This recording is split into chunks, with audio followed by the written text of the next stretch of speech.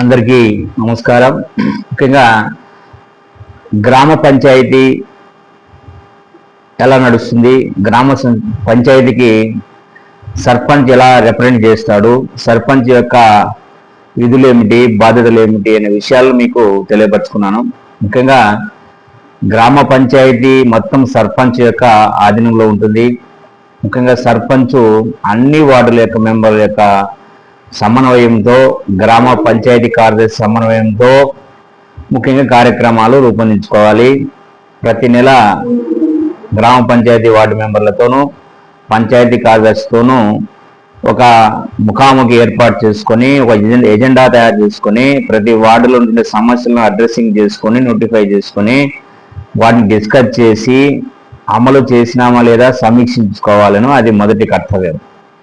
రెండోది, సర్పంచ్కు గవర్నమెంట్ కొన్ని రాష్ట్రాలలో 10th క్లాస్ పాస్ అయ్యాలని చెప్పి ఒక నిబంధన పెట్టింది. తర్వాత రెండోది, సర్పంచ్కు 25 సంవత్సరాలు నిండి ఉండాలా. ఓకే, ఇప్పుడు ఎన్నికలు జరగబోతున్నాయి కాబట్టి సర్పంచ్ ముఖ్యంగా గ్రామ పంచాయతీ ఉన్నటువంటి అన్ని విషయాలను కూలంక్షంగా తెలుసుకోవాలి.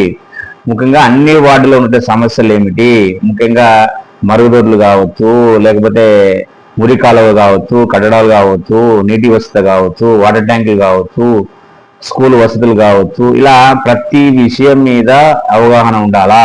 ముఖ్యంగా సర్పంచ్ ముఖ్యంగా ఆయనకు సెంట్రల్ గవర్నమెంట్ నుంచి కూడా ఫండ్స్ ఉపయోగించుకోవచ్చు, స్టేట్ గవర్నమెంట్ ఉపయోగించుకోవచ్చు, లేదా సిఎస్ఆర్ కార్పొరేట్ రెస్పాన్సిబిలిటీ కింద కూడా మనము ప్రజలతో మమేకమయ్యి ప్రజల్లో ఉండే ధనవంతులు స్థితిమంతులను గుర్తించి వారి సహకారంతో కూడా స్కూల్ను డెవలప్ చేయడము, డిజిటల్ క్లాస్ ఏర్పాటు చేయడము, లేదా ట్యాంకులు ఏర్పాటు చేయడము, లేదా ఇంకా ఏదైనా సంక్షేమ పథకాలు వాళ్ళ ద్వారా మనం ఏర్పాటు చేసుకునవచ్చు. ముఖ్యంగా స్టేట్ గవర్నమెంట్ వచ్చే ఫండ్స్ మనము పైప్ లైన్ కావచ్చు, లేదా తాగునీటి వస్తువులు మనం ఉపయోగించుకోవచ్చు. స్టేట్ గవర్నమెంట్ వచ్చే పథకాలు మనము గ్రామ పరిశుభ్రత కావచ్చు, మరుగుదొడ్లు కావచ్చు, లేదా ఇంకా ఏదైనా అభివృద్ధి కార్యక్రమాలకు సభ్యుల సహకారంతో ఉపయోగించుకోవాలను. అదేవిధంగా మనకు చూసినట్లయితే అసలు గ్రామ పంచాయతీకి ఏమి వనరులు ఉంటే అభివృద్ధి చెందుతుంది, గ్రామ పంచాయతీ వనరులు కూడా తెలుసుకోవాలా.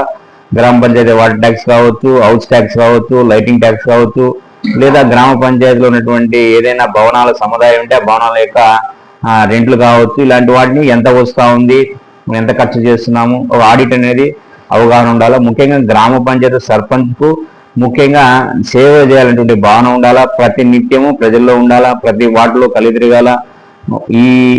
ఈ ప్రజాతంతులో పార్టీలకు అతీతంగా ప్రతి ఒక్కరికి సేవ చేయాలా, ప్రతి ఇంటికి కూడా సంక్షేమ పథకాలు అందజేయనటువంటి ఒక భావన కలిగి ఉండాలా.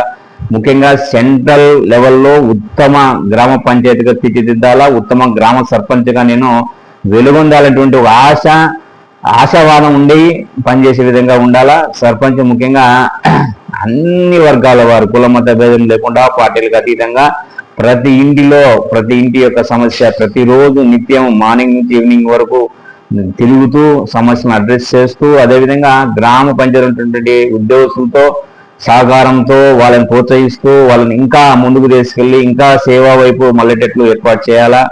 అదేవిధంగా సర్పంచ్కు ముఖ్యంగా గ్రామ పంచాయతీ ఉన్నటువంటి అనేక విషయాల పట్ల అవగాహన కలిగి ఉండాలా. ఆయనకు ఒక ప్రణాళిక ఉండాలా, ఆయనకు ఒక పంక్చువాలిటీ ఉండాలా, ఆయనకంటూ ఒక ఉద్దేశం అనేది ఉండాలా.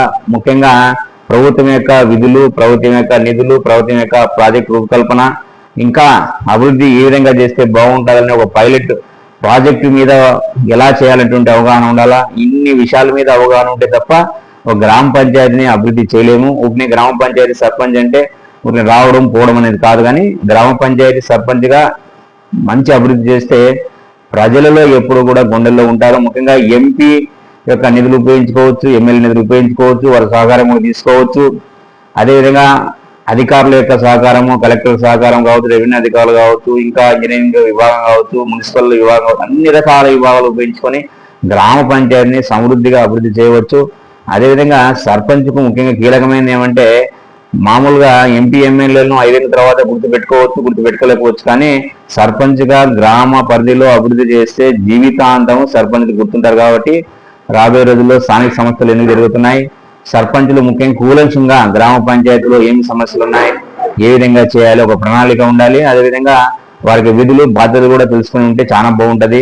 ముఖ్యంగా రాబోయే రోజుల్లో గ్రామ పంచాయతీ యొక్క సర్పంచులు దేశ యొక్క అభివృద్ధిలో కీలక భాగస్వామ్యం కాబోతున్నారు. వారందరికీ కూడా మంచి ఉద్దేశాలతో ప్రజలందరినీ కూడా మేలు చేసి సంక్షేమ పథకాలు అందజేసి భారతదేశ అభివృద్ధికి తోడ్పాటు అందిస్తారని చెప్పి తెలియజేసుకున్నాను. మీ లీలామనోహర్ వ్యక్తిత్వ వికాస నిధులు పామిడి.